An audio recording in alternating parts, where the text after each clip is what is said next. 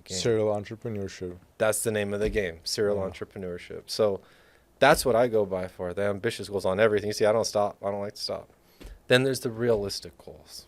Okay, realistic goals. That's the shit that nobody talks about. Yeah. That's the shit that me and you deal with on a daily basis. Like business licenses and occupancy certificates. Accounting, finance. And EINs and finance payroll. And attorneys and payroll, all that bullshit. You know, it's insurance, all that. So, but it's super important. Without all that bullshit, you don't have a real business.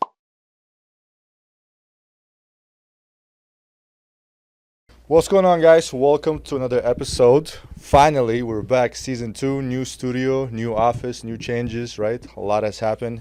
Yeah. And the best person to open up the new season with, a good friend, a brother from another mother, Kevin Maxwell. Thank you. And you guys are tuned in on the number one podcast about freedom, masculinity, entrepreneurship. The podcast called Purpose Over Pleasure Podcast. So enjoy. This is going to be a great episode, man. A lot has happened, brother. A lot. Yeah. Thanks for being here, and let's get the show on the road, baby. No, definitely. I'm glad to be here and glad to tell your audience and the online viewers that Huntington Beach podcast studio, California, Orange County, came true, and here it is. And you manifested it. We planned. You manifested it first. Right. I told you. We double manifested this. We bro. double did, yeah. And it's what you deserve, and it's the beginning of a huge growth for you, and the beginning of something wonderful. And now you have, your own DJ booth, your own expansion, your own showroom, your own warehouse. Yeah. It's a beautiful thing. Yeah. So now you're multifaceted. Besides podcasting, now you're a legit entrepreneur, businessman, established in California. So it's nice to have you here, Alex. Yeah. Thank you, brother. Let's not forget to mention that this dream came through with a lot of help from Cube World USA and from you, bro. So I forever appreciate you for that. Yeah. And not only for being my friend, but also for being my mentor. And in this rough, wild entrepreneurship world, man. Shit. It's crazy, isn't it? We're gonna talk about this one, man. Yeah. And it's funny. You mentioned that I am now a businessman. Yeah. Remember, I had a conversation. I was like, because I was thinking about it. Am I a businessman? And up until the point where you said it, like before yesterday, like, well, yeah, look at this, and that. Yeah, that qualifies you to beginner level, but being an entrepreneur. So I was like, damn, okay. Right. Well, they say, you got to crawl before you can walk. You got to walk before you can run. You got to run before you can fly. Yeah. So that's same thing to business. Like I've been telling you for a couple of years now, you've been building, and you're still building and going way up, and you'll keep soaring as long as you keep trying. The only failed business person is the person who never tried. Yeah. That's real. So as long as you try, as long as you give it your all and do your very best at everything, I'd say you're a success, And being here, especially with the size of this place and everything you got going on and your clients and the viewers, it's growing at a tremendous rate. So it's really nice to see, besides actually saying it, that we're living proof and doing it. Yeah. And all the haters and other people that were all bullshitting all those motherfucking videos. What did I say earlier in the text? Yeah, you're saying fuck the Fuck the haters, dude. So, they wish that they were here, and had everything we had going on, but they're not. So they'll keep talking shit in the comments. Oh, it's not real, or it's fake, or he didn't do that, or he's just making whatever. But the point is, you don't have to prove nothing to no one. Same with I don't, because we're living proof every single day. And anyone that really knows us knows what we can do and do every day. Well, it's crazy how, why is it that every level you enter, you get different level of haters? Like the hate doesn't stop. It gets worse. It gets worse, dude. It gets way worse. Why? Oh, dude, that's a mystery question. In my opinion, from my psychological analysis of it, the more you have, the more people want. And the more you have, the more envious people are, because they can't have what you have, regardless how smart they think they are, how connected they are, what they know. They can't have it. They probably never will have it, and they know that's a reality. So they hate you because they're never going to be you, essentially. And they want to have the things you have, and they can't. So it's a harsh reality. I might get hated on all the time. People either love me or you hate me. I always tell people there's no in between. There's some people that love me to death, die for me. There's some people that wish the other way, which is fine. Everyone has those kind of people. But the point is that doesn't change who I am, and it actually motivates me more. So I use, for me, what's made my success, I've used the haters as motivators, Wow. Remember 2.5 years ago, I didn't have too much. You know, I started with nothing, again, negative nothing, super negative nothing. And I had a lot of haters, but nothing compares to the amount that I have now. Yeah. Now that I have all these locations and places and things and people and animals and family and this and that and mentor and mentees and all these different things I do, there's a lot more haters. But you know what? It just motivates me more to work even harder and prove them that much wrong. And the best revenge is success. Success, dude. Yeah. Success is definitely the best revenge. Yeah. It's crazy how the universe works. No, that's what I would say, you know. So the more haters you get, actually, the better. You know, keep hating, keep talking shit on the algorithm. You're going to keep boosting the algorithm. That's what it's all about, you know. Remember when we had the first episode and I had the short that went fucking viral? I remember I texted you, hey, everything you touch turns to gold. Like that was my first short that just went viral, man. It's fucking just comments and likes and shares and I was like, dude, that shit was crazy. Your short was the first one that went viral. It's because people like controversy. Yeah. You know? Yeah. People like, you know, Conor McGregor, Ryan Garcia, all these people stirring up controversy, you know, Kendrick Lamar. Ooh, are you following that beef right now? With J. Cole. And J. Cole cut it out, you know. He apologized in one of his concerts saying he wanted it. Drake?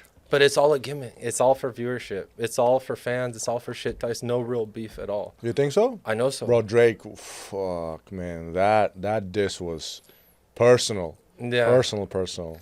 Or money orientated. Yeah. Yeah. Or like they were all friends secretly and they all planned to do it and then they all made money off it.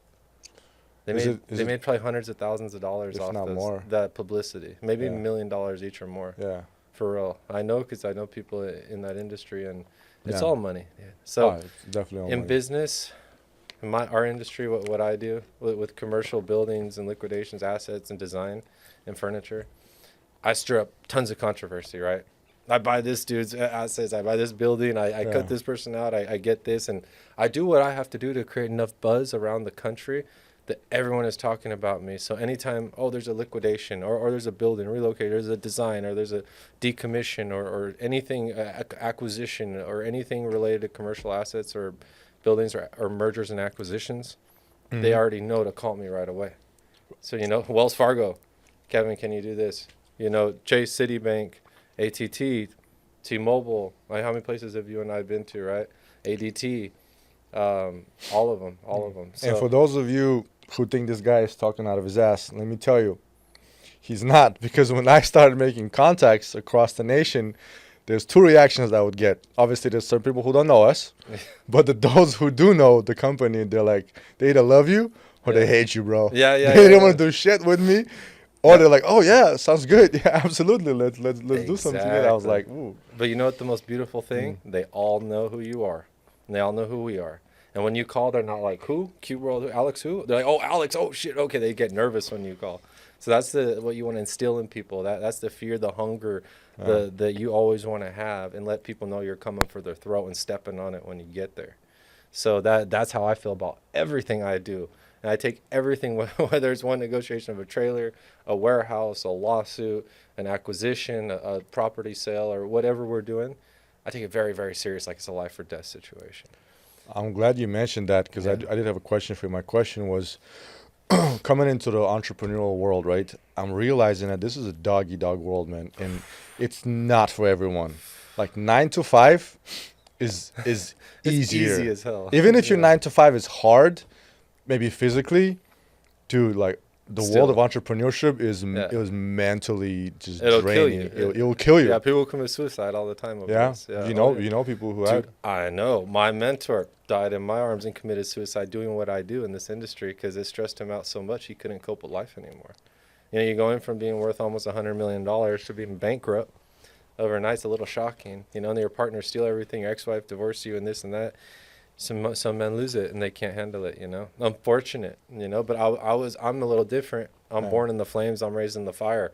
So when my back's against the wall, I just push back harder. And it motivates me, you know. So I'm a different breed, right? That's why I've survived for so long. You know, I've been in business 20 years all over the globe, country, everywhere, every state, every place. That's how I know so many people and have so many connections. And I never soured any of those connections that matter to me over all these years. So through all that time, that's what makes me unique and successful. People could take away everything you have, all the money, all the glory, all the diamonds, cars, buildings, businesses, whatever. But they can never take away who you are, and they can never take away who you know and what you've done for those people. And that's what will keep you successful. It's important to do things too for people, in other words, because they remember what you do for them. It's very important. It's Yeah. very important. So I'm a really giving person, you know. As much as Yeah. people think I don't give, I actually give almost everything I can to everyone because I don't want anything. Yeah. You know, I don't pay myself any money. I don't need any money. I live off an unlimited card, and I travel around and fly, and I work 24/7 for a really good company. And I start other startups, and I inspire other people, and I sublease buildings and acquire them and buy and sell them, and I rescue animals, and I do all these other things, right? So it has now created a whole lifestyle and opportunity from all my giving and wanting to expand, not just me and my company, but people. And that's how we're here. You know, Yeah. my giving to you and ultimately gave back to me to be sitting here today. And it's so beautiful. It's It's crazy, so dude. beautiful. It gives me chills, you know, especially Bro, coming where I come from to now being broadcasted worldwide in our own building and our own furniture. That's everything's paid off. yeah. And we don't got to worry about bills. Bills are paid. Be here as long as we want and just have a great time and build and build. And this will evolve. Watch the studio in the coming episodes. Just watch Yeah. the furniture evolve. Watch the lights evolve. Watch the place evolve. Watch the music evolve. It's going to evolve. And mark Yeah. my words. So we're not stopping ever. So we're just going to keep evolving and evolving and evolving. And eventually you're going to be the biggest beast out there and just swallowing people up. Yeah. So that's what it takes, man. And that takes time and years and intestinal fortitude and grit and strength and mental wellness and all kind of passion, everything, motivation. It takes struggle. It takes triumph. It takes loss. It takes everything to be successful. And once you've come across all those things, not just once, but tons and dozens and hundreds of times, all of a sudden you end up at the top of success because you've learned how to overcome all those things and come out in the best situation out of all those opportunities. What is the best thing to do, for example, for somebody like me, right, in the beginning stages of my entrepreneurial career? Obviously, there's mistakes to avoid, and this is Yeah. where I think mentors are absolutely, extremely helpful. Mhm. But is there like a time frame where, for example, let's say our viewers are watching, right? Everybody says, I'm going to be an entrepreneur, I'll be a millionaire. That shit doesn't happen, man. Like one of my clients for a mortgage company, right? Overnight success, 20 fucking years in the making. 20 years. Now they're number one. Now they figure out how to do it. Now they figure it- Now they got the money. But when I talk to him, and he's going to be one of the guests here, and his company also has their own podcast, 20 years in the making, bro. Overnight success, my ass. Yeah. So what would you tell Yeah. people, like, even myself, what's the time frame to aim for to, like, this is at least 5 years where I'm expecting not to make a fucking penny working 24/7, or Yes. in your opinion, and Yes. what It's a mistakes real to good avoid in the very beginning? Oh, that's a really, really good question, Ali. That's I a was loaded asking about question. I shit love like this that. one. So it's a loaded question, but I'm going to give you a few different scenarios. There's a few ways to look at it, right? There's the realistic approach. You always have to have that. And then there's the ambitious approach. I call it. You have to have that as well. If you don't have an ambitious approach, your realistic approach will take forever. So your ambitious approach, for example, is I want the podcast to take off. I want to have a big staff here. Have the whole floor of the building, go in the building next door, take that one over, and expand in the next 5 years. Is it possible to? Sure. Are we probably going to do it? Probably, and exceed that, probably. Who knows? We're going to do way better than that. But is it a long shot, hard attained goal, not easy, like super fast, snap your fingers, A, B, C, 1, 2? Yes, there's a lot of gray area there. There's a lot of chance. There's a lot of opportunities, a lot of I don't know, there's a lot of you don't know, but there's a lot we believe in it, and there's a lot we're going to manifest it, and there's a lot we're going to create it, and then we're going to build it, and then we're going to sell it. And once we sell it, we're going to collect the money and build again what we want. That's the name of the game. Serial entrepreneurship. That's the name of the game, serial Yeah. entrepreneurship. So that's what I go by for. The ambitious goals on everything. You see, I don't stop. I don't like to stop. Then there's the realistic goals. Okay, the realistic goals. That's the shit that nobody talks about. Yeah. That's the shit that me and you The deal real- with on a daily basis. Like business licenses and Yeah. occupancy certificates. Accounting. Accounting Finance. and EINs and finance Payroll. and attorneys and payroll, all that bullshit. You know, it's insurance, all that. So, but it's super important. Without all that bullshit, you don't have a real business. You're just doing things. So you got to have your realistic goals. Okay, first I'm going to get this. Then I'm going to set this up. Then I'm going to do this. Then I'm going to get one more person to help me here. Then I'm going to invest in this. Then I'm going to grow this. That's the step by step. So realistically, I mean, I'm a fast pace, but you can't always compare to me. Yeah. Because I'm not beginner. I started 20 years ago. Yeah. So I've made 20 years of mistakes. So, and I'm not ashamed of that. I know so much about so many things. You know, doctors, engineers, lawyers. How many people have you seen come and consult with me? Mhm. You know, huge CEOs of companies come to ask me what we're going to do next, and how we're going to uplift their workforce in their company and want to bring people back to work.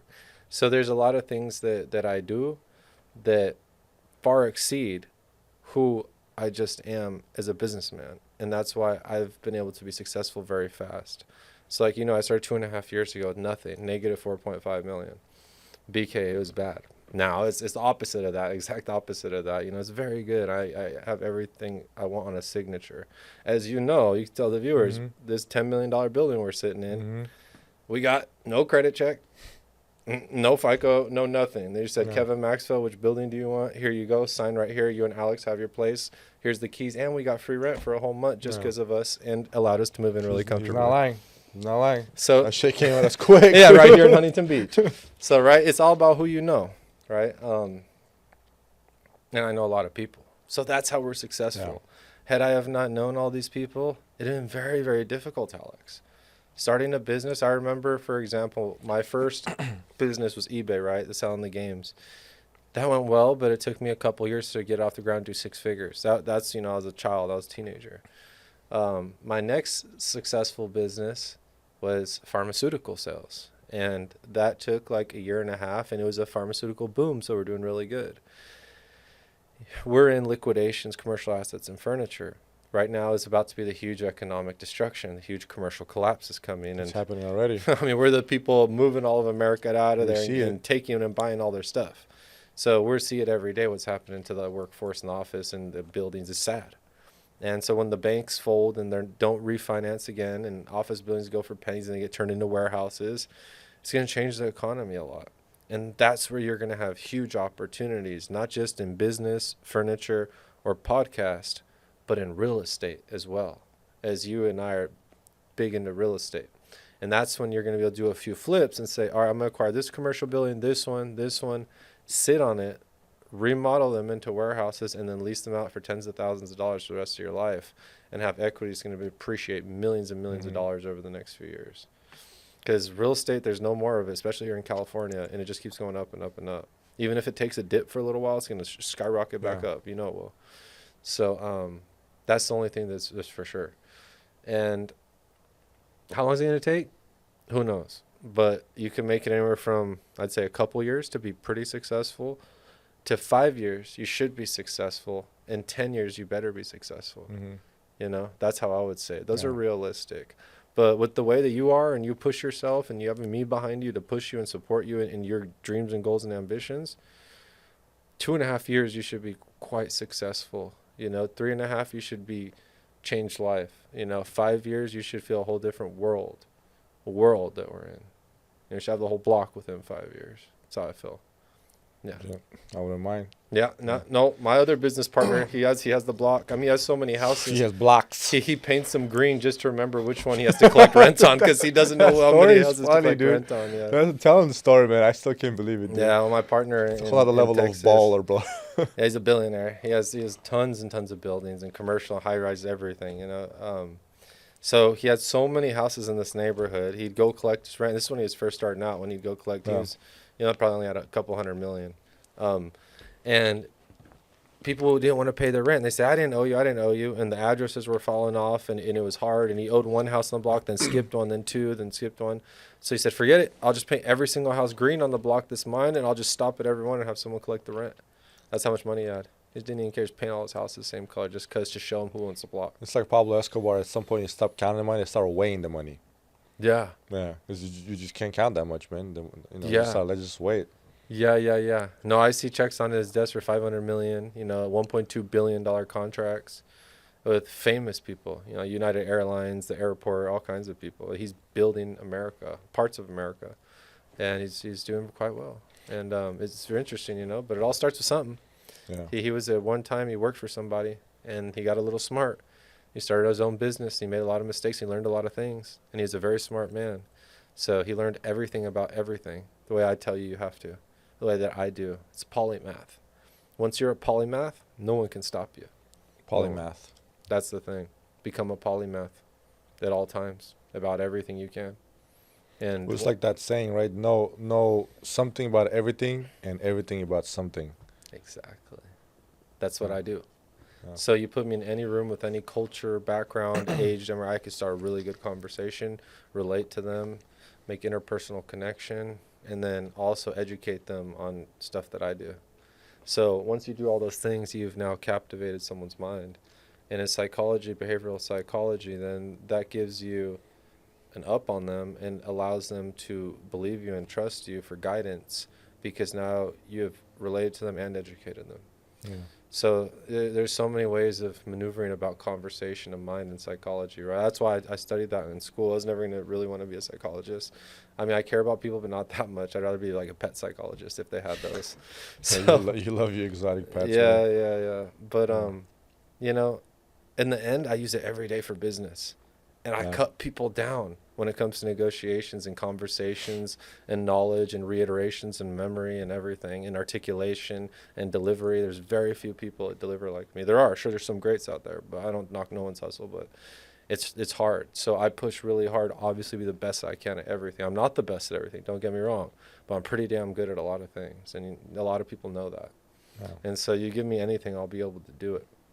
So, you know, that's the idea, and that's relates to your show. What I believe masculinity is being able to do anything at any time. A real man should be able to, besides provide for his family and go to work and the gym and stuff, he should be able to drive a truck. He should be able to know tools. He should be able to cut stuff. He should be able to shoot. He should be able to fight. You know, he should be able to cook. He should be able to do everything a man should do at all times. And that's what makes a real man, in my opinion, and develops a masculine person. So that's what I try to be, right? Just for my own good, not for no one else. Just because that's the standard I hold myself to. No, I agree with you. 100%. So you know what I mean? 100%, dude. Yeah. I agree with you. And nowadays, one of the reasons, like we talked before, behind my podcast, right, is to talk about masculinity and leadership and stuff. Yeah. Bro, we're a fucking dying breed, man. Like, everything is so convenient and so easy now. People that do shit. Just the other day, I was sharpening one of my knives, right? With the stone, the sharpening stone, you know, properly doing it is a technique that I use. And my girl's like, I didn't know how to do that. I was like, I fucking learned that when I was a kid. Yeah. And I was like, well, I never dated a man who knows how to sharpen a knife like that. I was like, well. So to me, to her, it was surprising that I knew how to do that, because I was like patient in doing it in my own way. To me, I was surprised that the dudes out there don't know how to do that shit. Yeah, there's You know, a lot. it's basic. It's like almost you gotta carry a fucking book that says the shit you should know as a man. You know, a lot of men don't even know how to hold a knife. A lot of men, you give them a Know how to knife, hold a fist they're- nowadays. they'll break their hand on you. Fuck. I've had a lot of dudes I fought hit me and they break their hand on my head. I've had 3 Oh. people happen to. Well, The head's really can, hard. The hand can break easy. Especially on the head, dude. Yeah. Yeah. If you hit punch someone wrong. Yeah. Dude, I know. You headbutt someone, it's over. It shit Yeah. hurts like a motherfucker. That's why Yeah. it's illegal. But It's a I good like- technique, though. it's a great technique, though. I mean, I swear. Yeah. Whatever it takes, in a street fight. But I don't know. I love knives, right? So as I was a kid, my parents were different. They shouldn't have gave me knives to play with, but they did. Yeah. And I remember I was 3 years old playing with a knife, and I cut my finger really bad. Still got a scar from it. And my parents just put a Band-Aid on it, and I still have the knife. So I was like, fuck. So I learned from pain and suffering and bleeding, cutting myself. And another time I had Chinese folding swords. I was like a teenager. Chinese folding swords. Oh, those things are vicious, dude. No joke. I was trying to Chinese fuck around. So folding swords. Chinese people have a bendable steel in their katana blades that waves like this. So when it penetrates Oh, okay, you, yeah. Well, they use it for fucking- wushu, right? Yeah, well, it fucking waves through you, Yeah. boom, like a fucking butcher, Like it's gnarly, cuts your shit up. So that's a scar right here from it. But I was playing in my house, trying to play with the blades, and I went for like an underthrow, and I missed because I was pretty faded. And stuck it all the way into my arm, into my bone, and through to the other side. And it was just, dude, I learned again. I had to bandage myself up, take myself to the hospital, drive there, and get stitched up. But it made you a man, right? Made you tougher. Didn't make me a pussy, that's for sure.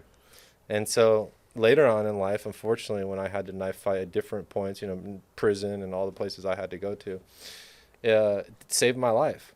You know, I've had people try to attack me with a knife several times, dude. And I have some scars still to show it. And they tried to kill me. They tried to hit me in the neck. They tried to hit me in the gut, you know, and they barely grazed me. They hit my arm or they hit my shoulder, and I reversed it, or I took the knife or I battled it off and we fought, and it saved my life.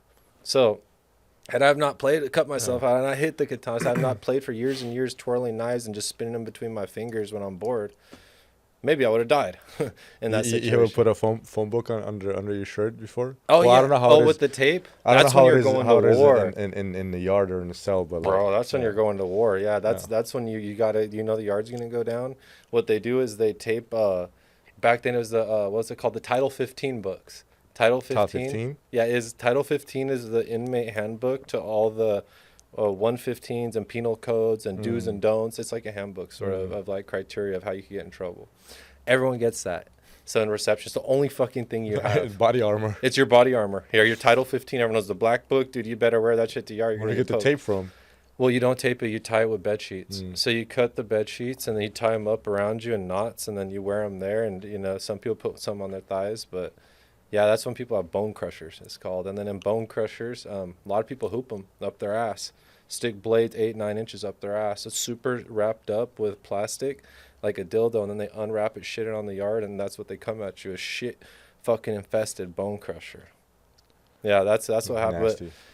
That's crazy. That's what happens in level 4, sometimes level 3, rarely level 2, level 1 probably not. I started in level 4, went all the way down, and went back up to level 3. So I got in some shit, but it was never really my fault, so that's why I didn't get extra time. I got released, actually. I was just defending myself. But what can you do? You know, everyone has to have a weapon, right? So, yeah, knife fighting saves your life. I don't expect anyone to ever have to go there or do that, but should you ever wrongfully accuse me in that situation, you better know how to defend yourself, because if not, you may die. Well, there's a whole science behind it, man. Like, I mean, that's why I trained fighting my whole life. Never play basketball. Bro, I used to play jungle ball in there. Talk about hardcore. I did MMA, let me put it this way. At UFC gym, Huntington Beach, Afflictions, a bunch of players. I love to fight, you know that. Jungle ball in level 3, level 4 prison on the yard in an electric fence yard. Ball? Yeah, no rules basketball. It's called jungle ball on concrete with asphalt. Every time you fall, you bleed bad. And there's no fucking rules. So fools could punch you directly in the mouth, in the face, elbow you in the side of the head while you're dribbling the ball, whatever. And if you got a problem with it, you got to go behind the handball court and settle it. And they stop the game. You go fight, and then you come back all bloody and keep playing. Yeah. And if you don't do it, then you're a bitch and everyone jumps you. And you're kicked off the yard. So I'd play jungle ball for like 2.5 years every fucking day because there was nothing to do. And I love basketball, and I'd play with the biggest, tallest black people, you know. And I'd stand in there with them. And, you know, the blacks weren't allowed to hit the whites, but if a white person or a Hispanic person, then you could go settle it. So it was weird politics, but yeah, it was interesting. Jungle ball, man. I love that, man. Yeah, Pleasant Valley. There was nothing pleasant about it. They always have these weird ass names, dude. That's where I went, Pleasant Valley. So yeah. Sea Yard. There's no fucking joke. Yep. Learn anything useful for business? Oh yeah. A lot of things, dude. I learned people's hustle. I learned street smart, right? So I was always book smart. I always went to college for 11 years. You know, I have a lot of degrees, a lot of professional licenses, whatever. This shit doesn't matter.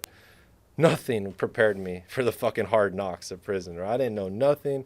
I didn't know the rules. I didn't know the etiquette. And I learned very, very fast, you know, through violence and through break-offs and workouts and through punishments and through missions and all this shit I had to do, or else I get fucked up.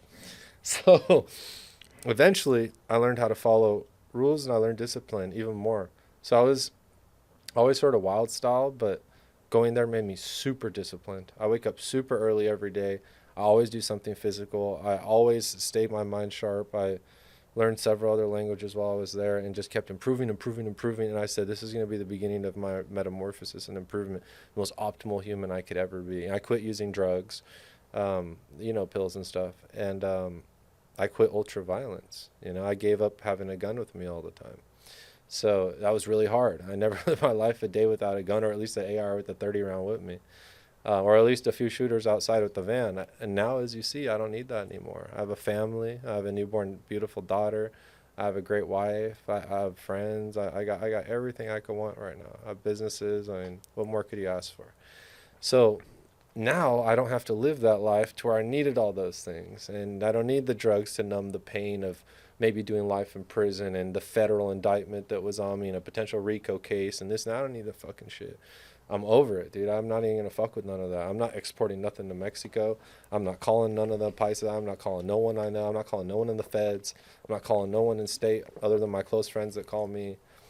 I'm done. I'm fucking done with all those connections. And everyone knows I'm done. You know, from the parole, state parole, to the FBI, to the DEA, you know, all the investigators who fucking watched me for years and years and years, they know it's over.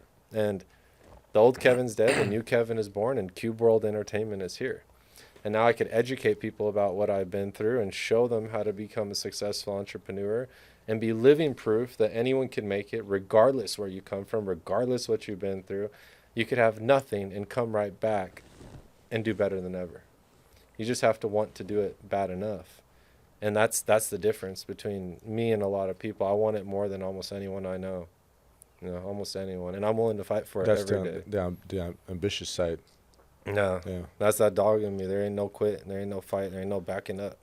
None of that. You know, we're going forward. Yeah. On everything. I always tell you that. Yeah. We're going forward. Yeah, I know. But I know. Always but going forward, I man. said, you know, Chicago, you have a huge 6-figure deal, hundreds of thousands of dollars to be potentially made right here. Yeah. Next week, you're getting on a plane. And We gotta handle that. sure, it could go bad. Sure, we could lose a lot of money. That dude could fuck us over and try to rob us and steal stuff and lie on the contract. You never fucking know what can happen. But if you don't go forward and you don't go there and you don't put your money where your mouth is and bring the $250,000 and say, here we go, let's open this up and let's start doing some business, you'll never know. You'll never know. Only one way to find out. Yeah. And you'll be like those people, I wish I could have, I should have, maybe.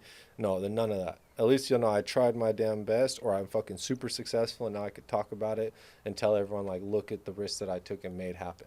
You know that deal? Remember I told you the first time when we lost that deal? I don't know if I told you. It's because initially I was supposed to go, right? But then I was like, damn, I was scared. I'm not gonna lie. I was like, damn, I've never done this shit before, right? Yeah. First of all, it's a lot of fucking money. Yeah. Second of all, you couldn't come with me, and I was like, I gotta do it by myself. So I had that wave of fear. Yeah. And then we lost that deal. Yeah. And I was like, that's probably because I got cold feet. Yeah. So when that deal fell in my lap again, I was like, I don't give a fuck. Like, I'm going to go there. I'm going to do whatever. War, like, dude. just The art of war. war. That's I'm what going it to is. war with this shit. If I fail, I Yeah. fail. Oh well. You tried. But And we'll figure something we'll else figure out. something We'll, out. we'll yeah. bring it in Yeah. ourselves. Or It's we'll sell it. experience. I mean, the beautiful thing is you're going to buy assets we already buy. Yeah. So we could always resell them. I'm back in your place, so we Yeah. could always just acquire some of it and work some out. But that's not the point. The point is we got the momentum, we got the power. We know it's going to go down. Yeah. We know it's going to be flipped, and it's going to be another successful story Yeah. that we talk about on the next podcast. Yeah. So that's how I see it. You know, you're going in there already a game plan to win. The flights are getting booked. People are flying Florida, Chicago, California. You're connecting the whole United States here. This is it. Bro, This I is love working with businesses, man. It's so much fun. It's one thing working with a consumer, right? But B2B is a whole different world, man. It's ruthless. Yeah. It's way better. dangerous, It's way but better. it's so interesting. You get to see the backbone of this economy. Yeah. It's the people who actually build this infrastructure, Who build our keep the economy going. So this is the Yeah. bloodline of the economy of any country. Yeah, and we see it every day. Yeah. I mean, we're in there, you know, with the Microsofts and the Googles and the Hewlett Packards and the Schneider Electrics and all of them. WeWork, You know? all that stuff. We've been to every Warner Brothers, right? Mhm. Sony, freaking NBC, all of Wells. them, right? Yeah, Wells. You know, we go everywhere. It's beautiful, and I've seen the most amazing things. You know, like when I was decommissioning the Toyota building in Torrance when Mhm. Toyota moved to Texas. Mhm. And I went to the president's CEO's office, and he had a bulletproof touch button glass privacy screen that flies open in front of his door in case someone's coming to assassinate him. And then an emergency hatch pops open from underneath his bathroom. And you got a mile-long tunnel, mile through, a mile up, and to another high-rise building with a helicopter with the pilot waiting for him. That's how What fucking... the hell, dude? That's how crazy corporate America is. Why- People don't even know. People don't even I mean, know. Toyota is big, yeah. So if you're like, It's like imagine Honda to send a hit for him or something, dude. You never know. yeah, Yeah, you never know. He's that probably makes sense. paranoid, dude. He's probably paranoid. He has billions of dollars. But dig up a mile-long tunnel, I don't know, man. Oh, it's huge, dude. When they decommissioned that, my friend at the wrecking company got paid millions and millions and millions of dollars just to decommission that and throw it away. It is a huge, huge job, and we got all the assets, as you know, for hardly nothing, and we shipped them all over the world. So Yeah. it was a great acquisition for us. It was a great save for Toyota, a great save for payroll money for the wrecking crew, and hundreds of businesses benefited from all those assets that Mhm. people are still using today. So, you know, it's just nice. I love business. I wouldn't do anything but business to business, corporate, Irish mergers. Residential's great and all. Don't knocking anyone doing residential, nothing. That's awesome, dude. We need those people, or else how's our house stuff going to get done? And there's a lot of money if you do big time residential, like development. There's just crazy money in that. But I don't like doing anything on a small scale is what I'm saying. Even if you do Yeah. residential, do it on a big scale. But you have to do numbers, though. Numbers. Yeah. Yeah, Or you have to go like luxury. you have to throw up Yeah. numbers. And Yeah. then that's what we do. We do luxury and we do numbers. So with luxury and numbers comes volume, which comes profits. Yeah. With profits comes opportunity. With opportunity comes acquisitions. With acquisitions comes more money. And then the cycle keeps continuing and continuing. I think that's our niche, man, because the way I look at it, first of all, our product is high-end. Yeah. You know, a lot of our clients are high-end, and I'm starting to realize it. Not that we turn down small clients, Yeah, yeah. We'll help but anybody. just knowing our competition, if you can call them competition, right? Yeah. Knowing the products they produce versus product we have. Subpar. Dude, I tell my clients, like, listen, we're not going to be the cheapest. If you're shopping, you know, if you're on a budget, you know, I'll tell you right away, go to this guy or go to that guy. You're not going to find the cheapest thing here. But we have quality stuff, and we do it fast. Yeah. And you can only pick 2 out of 3. Like, cheap, right? Fast, quality. We can do it fast, and quality is not going to be cheap. Yeah. You can do it cheap, you can do it fast, but it's not going to be quality. Yeah. So everybody wants all 3. Like, no, I'm like, pick 2. Tell me which 2 you want, and I'll accommodate you. But everybody wants fucking 3. They want fast, they want great quality, but they want it for 50 cents. Yeah. Yeah. Like, Exactly. to me, it's like, well, sorry, man, you know? You got to hold strong, you know? Yeah. And I learned from a lot of people that sometimes it's better to say no. Yeah. You Sometimes it's know? not worth it, dude. It's not worth it. You know what Elon Musk, one of the best things about him that his wife was actually saying, the best thing about him is he says no. His ex-wife? Yeah. Or current one? The last one. Last one? He's saying, yeah, that he says no to a lot of people, and Yeah. he's very selfish about his time. And that's what made him become the successful man that he is, due to where he chose to spend his time. Mm. That's so real. And if you can harness that to the utmost degree and Yeah. even apply it to your life a little bit, you'll be successful. So, you know, I always tell you, aim for the stars, at least you'll fall for the moon, you know, land on it. Same thing with business, same thing with clients, same thing with partners, same thing with buildings, same thing with landlords, same thing with owners, same thing with anything you do, right? You want to go for the biggest and best of all. Just like how you're going to potentially the largest wholesale in the country of the month of April. It may be closed this week by you, Alex, and the whole industry, and people are gonna know about it. I'm gonna blast it all over the internet. Probably going to get a lot of hate. It's gonna be the biggest hate and the biggest shit talkers. Oh, it's gonna be the sickest thing ever. I love it. And so that's what's gonna boost you and make you famous in this industry. And people are gonna give you a big boost to your career. Then from there, people are gonna trust you once you pull that off to pull off deals like that all the time. And the way people trust me with 17 floors, here, Kevin, take them and have it all for free. The building's yours. Same thing. They're gonna say, call Alex. Alex could do it. Alex could buy it. They're just gonna know. You know, I'll be supporting that, and in turn, we'll just swoop up and buy everything. What do you think, and we talked about that, well, first of all, this is a downfall of whoever predicted this economic thing not happening. Baby boomers. Oh, yeah. Motherfuckers are living longer than expected now. Yeah, and they're well, still holding the majority of wealth out there. medical technology. So whatever. God bless them. They're living long. But there's people who are coming up now. There's new generations, right? But the boomers are still holding the wealth. So how is it that we can have faith and trust in younger generations to be able to relinquish their wealth? I mean, one way to do it is like Cody Sanchez. Shout out to Cody Sanchez. She's smart about that. She buys boring businesses, laundromats, car washes, mechanic shops, whatever, boring shit. and she just buys them. And because young people like don't want to deal with that. Oh, laundry, I don't want to fucking deal with that. Or car wash, I don't want to be an influencer, right? But it's opportunities. And then you have also people like also us and others out there trying to get their hands on that wealth, because it's just stagnant, and that's what's hurting the economy, sort of. I'm not saying nothing against you, baby boomers. We love you guys. You guys are the greatest fucking generation out there. You went to war. You built this country. Thank you. But it's about time you share the wealth. So what do you think people of our generation can do in order to get our hands on and use that money to further push the economy? I'll tell you right now. Most likely, not everyone, maybe like 95% to 99% of you guys out there will never be super rich or successful unless you own your own business. That's what it comes down to. Just like you said, she's buying businesses. Why? Because she finds low acquisition costs and a profit margin stream that'll, over time, with some improvement and implications of her policies and procedures, will increase revenue and be much greater than her initial investment and create a constant revenue stream for the foreseeable future. So that's what she's doing. She's very smart, you know. She is. Same thing I do with office furniture and business, you know. I own different furniture domain names, different companies, as you know, with similar, other ones with different other liquidations, USA International, different ones, right? And so I'm diversifying myself starting now. Then I'm going to get installation. Then I'm going to get lead source. Then I'm going to get refurbishing. And I'm going to target all the corner markets of our industry until I encapsulate all of them.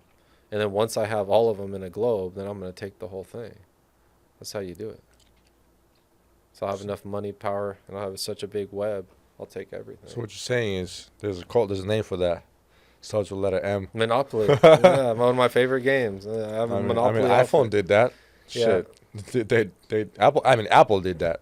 Yeah, you know, before I was Cube World, I was Matrix. Before I was Matrix, I was Mr. Monopoly, and that was the first thing I did. Just bought and sell things all the time. That's what people would call me, and I loved it. And you know, that's what I really relate to. If you buy and sell enough things fast enough, there's no way you can't be successful unless you're a retard and can't do math.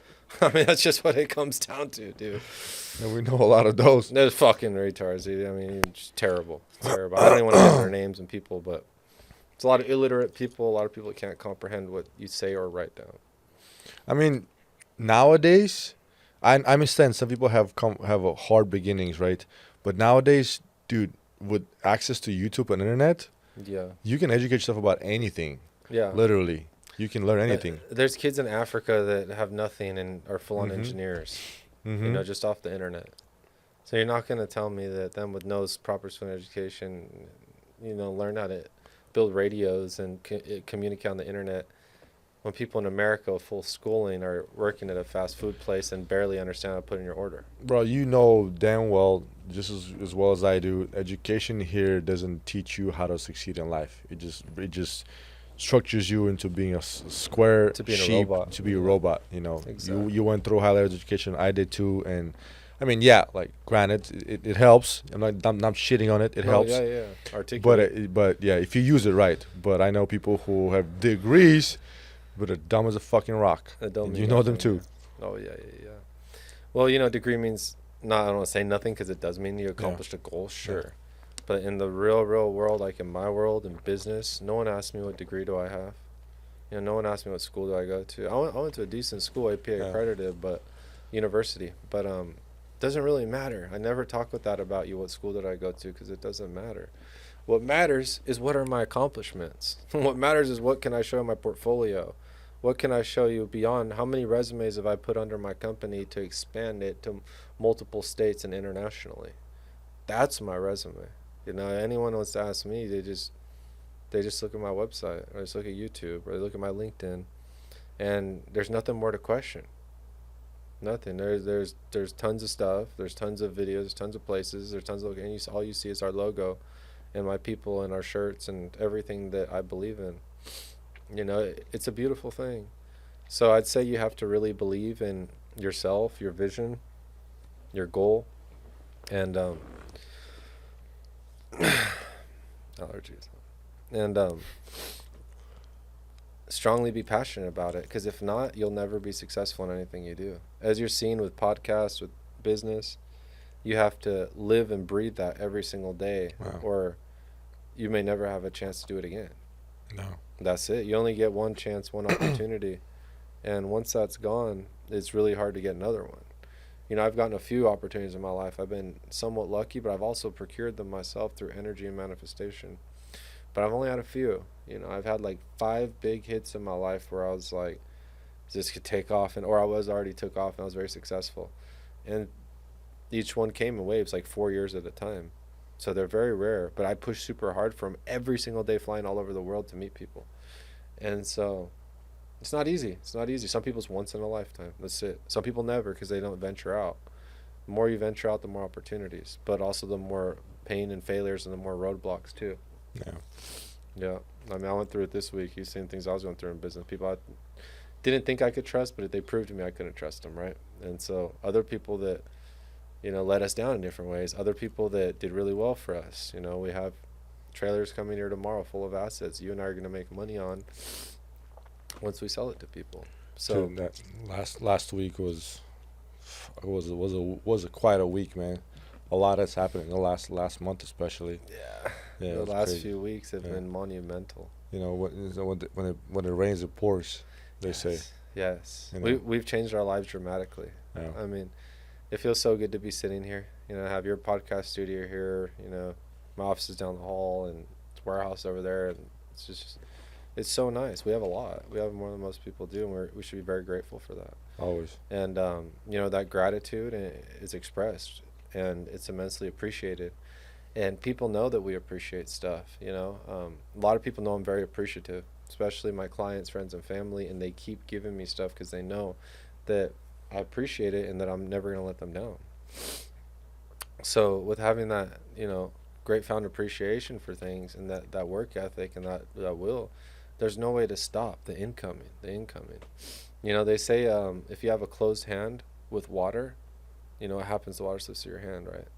Your hands are open, you're catching the water stays and you can drink the water. Yeah. It's such a simple analogy, but it's so true. What does the closed hand refer to? Just your mindset? Yeah, greed. Oh, greed. That's right. Okay. Yes, greed.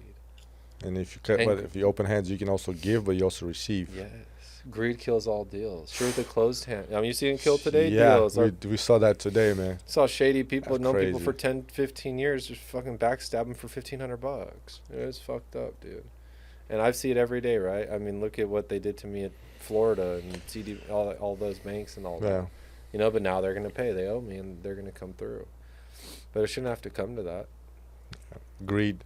Greed kills all deals. That's why I'm not greedy. Even though I have stuff, I'm very, very free to sell everything I have. I sell my own chair, my own desk, my own car, whatever the hell I need to sell, I'll sell it and just get another one. Yeah. So I never hold on to material possessions anymore, and I just learn it's constant flow of everything. So with ebbs and flows, it just goes and comes, but it never stops coming if you just keep going. The only thing you don't sell is your shoes. Oh, yeah. That you keep hoarding, bro. Yeah, I gave some away. I donated a few. You I donated did? like 20 or 30 pairs. You did? Yeah. Oh, I'm glad. But man. it You just have didn't some fit room. in my house. You know, after 300, it gets hard to fit. Oh, okay. After 300, I would assume. Yeah, I need to. My new house is gonna have like 3 rooms that are just closets. Shoes, closets, and shoes. Yeah, having 2 rooms with closets not enough. Need 3, which sounds crazy. First world problems, bro. Personal He's problems. not lying. man. He's got issues. No, I'm just kidding. Yeah, no, you love your shoes. Everybody loves shoes. I love shoes. Everywhere Yeah. I travel to, I get a pair of shoes. I love it. Reminds me of the place I went to. Some of them you don't wear though. Or I wear them a few Yeah. times Yeah, because I just don't like some of them. I just like the way they look, but I don't like Yeah. the way they feel. I feel you on that. So that's one. the issue, you know. They look so cool to wear with an outfit, but then they feel shitty. Yeah, You know, I'm even the though they're same. nice I'm the same shoes. way. Though I have so many shoes that I just don't wear because they look cool, and then with one outfit, yeah. But then it's like, what am I gonna do with them? Yeah. Nice. Yeah. No, I feel you on that. Damn, bro. Well, I mean, we covered a lot. And I'm just very grateful, and then I'm excited. This is like the new phase. You know, this new studio has definitely been in the making, something we wanted to put together. Yeah. And when this opportunity fell in our lap, so I'm grateful. I'm grateful to you. Grateful for my other people. Grateful for my fiance and people who support me and believe in me. Careful for the haters. Yes, You yes. cannot forget those, Your man. motivators and your Uh, viewers. Thank you. Yeah, That's great. but yeah, I'm happy, and Kyle, my post production guy's gonna be happy that this is restarted, and everybody makes money. Yeah. Well, not so much me on this podcast yet, but the people who I employ, who we employ. And we'll get That's there. another beautiful part about entrepreneurship. That I see the beauty of it because we get to provide for other people so they can provide for their families. Oh, it's beautiful. Isn't That it? part is really touching, man. It touches It's- your heart, dude. You yeah. change people's lives. You're gonna change people's Yeah. lives. Because forever. then coming from a 9 to 5 mindset, and then having to do shit on my own to feed the people who work 9 to 5 for us, it's like it's a different level. But it's also you understand that if you drop the ball and you stop providing for yourself in your business, people who depend on you are screwed. their lives are ruined. Yeah. Oh, And yeah. that's If a you- lot of responsibility. Dude, that's why I can't sleep at night. I have like 100 kids to watch over, and I'm like, dude, if I don't have money or I mess up or this gets lost or that disappears or I get sued, there goes one another job, there goes another building, there goes another. No, dude, no. So that's what I'm not doing ever again. And I'm holding very tight on everything, as you see, regardless how many motherfuckers trying to take shit from me. Fuck you guys too. So you already know who you are. I swear to God, I hope this podcast gets to you, bitch Cheers ass. for the haters. So yeah, cheers for them, but they're not going to take shit, as soon as one person tries to take something from me, another person backs me up, and another person, I have another one behind me, and then one behind them, and one behind them, all of a sudden they're circled, and what are they going to do?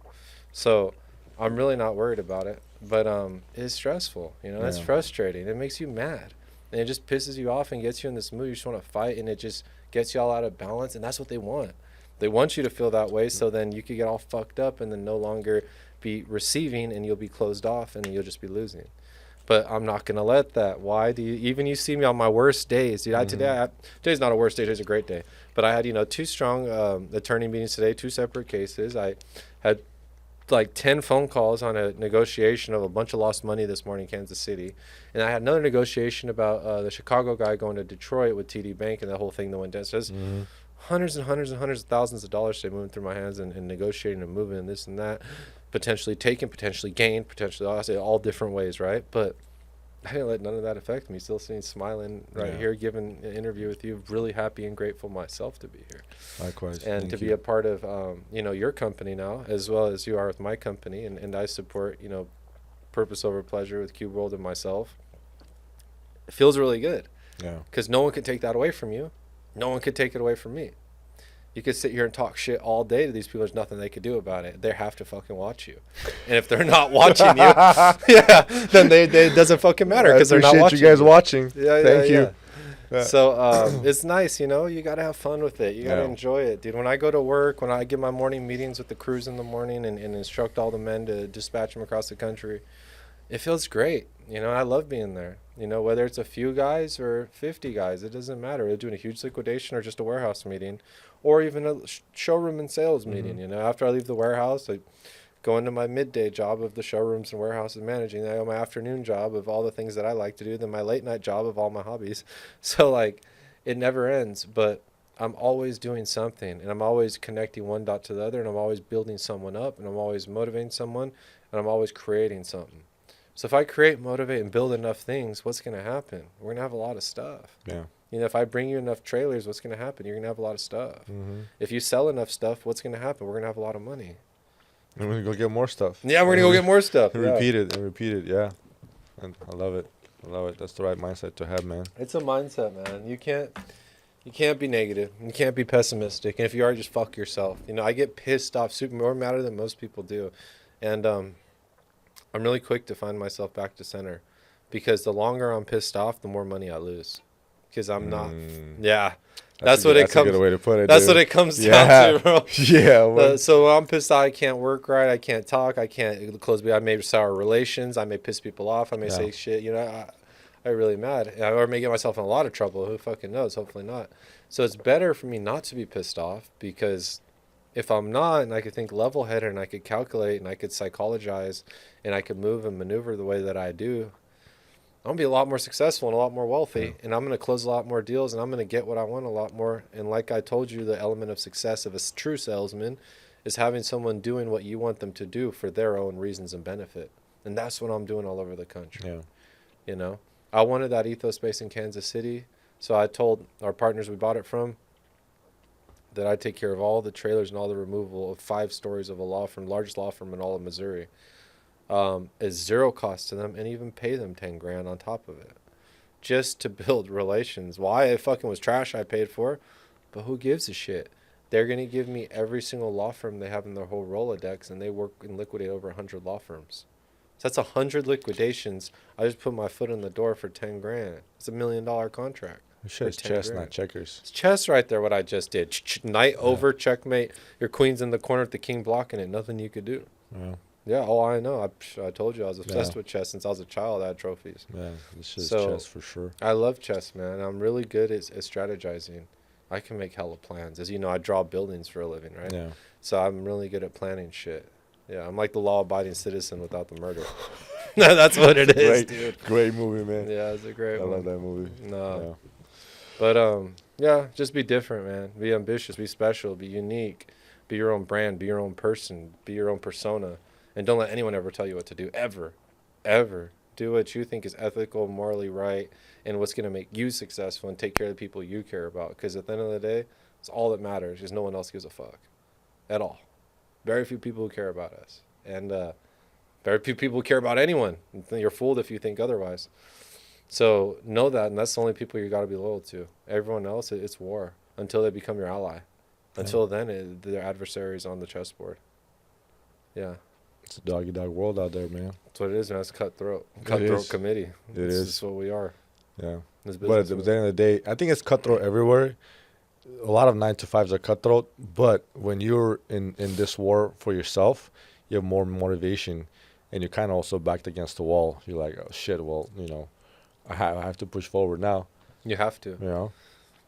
You have no option to fail. Because if you fail here, what happens? It's all on you. It's all your money, your name, your reputation. You can't afford to fail. Mm-hmm. Mm-hmm. If you fail at job, what happens? You get fired, you get demoted, you get another job. So what? That's not that difficult. Yes, it sucks, but that's not the end of the world. Yeah. What's the end of your world for 7 years is when you file bankruptcy. It's the end of your world for a long time, and a lot of people's reputation, they never come back for it, is when their business gets shut down, or they get legal problems, or they get levies, or judgments, IRS. There's a million reasons. Yeah. Those are serious ass problems. So when you owe the IRS a few $1 million and you can't pay it, that's a serious problem. So people that bitch and complain about their jobs and shit and going to work 8-12 hours a day, fuck, or I can't stand them. They're fucking pussy ass bitches. And I wish they had a day in my shoes. They'd fucking shoot themselves. Yeah. So they're stressful, bro. They really would, dude. And then, with all the threats and this and that, and it was just crazy. 8 to 5. This shit is 24/7, 365, bro. Last night, I know we were both up late on the computer building things, very late. Talking via email. Yeah. Yeah. Morning up early, Like grinding, talking on the East Coast. My trailer is getting loaded 6 o'clock Missouri time. Yeah. So I'm up 4 a.m. talking to them. Yeah. Yeah, that's what it takes. And tonight the same thing, and then got to go back and then do my regular duties, my family, and then got to go back and keep working again once I get back home. Fuck it. Yeah, no stop. What the fuck? Same shit, dude. Yeah, and so you're asking me, how do you get to your goals faster? How do you turn your 5-year plan? That's how you turn your 5-year into 2 years, into 3 years. How hard you push yourself. You tell yourself how fast you run. You only know how fast you get tired. If you're going like this on the regular plan, for sure get there. But if you run, you get tired and you walk. Then you run, you still get there faster. So at least you got to go full pace as much as you can without killing yourself. Don't get me wrong. Yeah. You and I both put ourselves in the hospital over that shit. Yes, we did, dude. Two separate times. To an extent, right? Healthy wise, like how you and I are doing it now. You just got to push yourself the best you can every day. You are. Yeah, I am every day. And if you have people around you who are pushing as well with you, that's what's going to make you successful. It's hard to find people who are on the same like a mindset frame, dude, who want to push yourselves. And so when you finally find people who are on the same savage mindset, it's a little easier, and it's also motivating, dude. But it's hard. It's hard to find people like ourselves. Like I was telling one of my clients today, she's like, "Well, how come your guy can upholster these chairs quicker? Like I know you cook up everything." I'm like, "Bro, me, you, and Kevin, for example, we're like 1 in 10,000. We eat, sleep, and this every day. But the guy that does something for me, he clocks out. Clocks in, clocks out. Yeah. You don't do so much. If I could do it myself, I'll do it myself. He's like, Yeah. yeah, I understand. You know, it's like, what are you gonna do? It's like, I have employees like that too. You know. You can't control everything. You can't Mm-mm. push everyone. You can only do your best. You got to try your best. That's all you can do. Yeah. You know, I used to get upset a long time ago. Now I don't. Now when people piss me off in the warehouse, I just take a note, mental note, and I change their schedule. I change their task duty. I change what they're doing, and I change everything on them. And then they know real fast that that's that. You shouldn't have fucked up. You know, I don't even get mad anymore. I'm like, oh, you're going to get more mad than me when your whole life's fucked up. So, you know, and there's hard things to do. So, yeah, I'd say just, you know, recognizing your opportunity and doing it right and being strict on it and backing up what you say. That's what you have to do every time. Yeah. Like, that's good, man. I remember that. I appreciate that. Damn, and we ranted for a while about this, bro, but yeah, thank you. Always appreciate your advice. Yeah. Always appreciate you showing me the ropes in this concrete jungle. It is, dude. We're the concrete jungle. We literally are the concrete jungle. Dude. What we do is we go from building to building. It's Yeah. concrete jungle. Yeah, that's what we live Yeah, in. and the more buildings, the better for us. Oh, I love building. I Yeah. live in a building. Yeah. Yeah. Every Live building. building in a plane. That's our life. Yeah. Thank you, Alex. It's such a pleasure. You know, thank you to the viewers if you've listened to this far, and thank you for supporting his podcast. And Cube World's excited to support you and all your growths and ventures and investments and buildings and furniture and art and signs and rugs. Everything that's coming, it's going to be huge, dude. This Appreciate is it, just the beginning seed of a tree that's going to sprout to be enormous. I'm excited, bro. This is gonna be big, man. Yeah, I'm yeah, excited. yeah. It's gonna be big and Yeah. awesome. And one day we're gonna sit down like this somewhere in the Bahamas and be like, shit. Remember this? Remember that little studio? Remember this little studio? Now, Yeah. Oh, we're going to do nationwide podcasting. Yeah. Yeah, we're going to do Houston oh, dude, podcast. Houston. That. We're going to hit Florida. We're going to Dude. do Las Vegas podcast. Yeah, Mark my words, in the years to come, there's going to be podcasts in all states. that'd be crazy. You can see that right now. Said podcasts Texas in all cooking, states. baby. Texas cooking. Dude, we're going to have the bank vault door behind us. That'll be the entrance. Oh, don't tell them about the Yeah. bank vault door, dude. They don't know you have a Just bank feel- vault. And I got you a bank Shit. vault. The only other person that I know that has a podcast office in the bank vault is PBD. But you know, one day he'll be a guest, and I'll be like, check it out. They'll get the bank vault We too. got the bank vault. And we'll build Yeah. our own vault. Trust Yeah. me. I have enough shit to build our own Yeah, vault. that'd be crazy. So I'll show you how to do it. We'll build the Yeah. vault. Yeah. But I appreciate you, man. Thank you. It's been a pleasure, man. Yeah. Thank you, and wish you the very best. And Thank you. here we go. As soon as this shit is over, we're gonna be right back at it. Emails, customers, business, dude. Yeah, it's Yeah. 24/7. You know, Yeah. and another episode, and more business, more money, and just more growth. Yeah. That's And- all we preach. That's all we do is success. Exactly, self-development. Yeah. But thank you guys for watching. Thank you for tuning in. Please, if you found anything, any kind of message here that was beneficial to you, please share this episode with your friends and those who you think will benefit from this. And thanks for watching. Stay tuned. Please click like, share, and subscribe. And I'll see you guys on the next one. Appreciate you, brother. Thank you.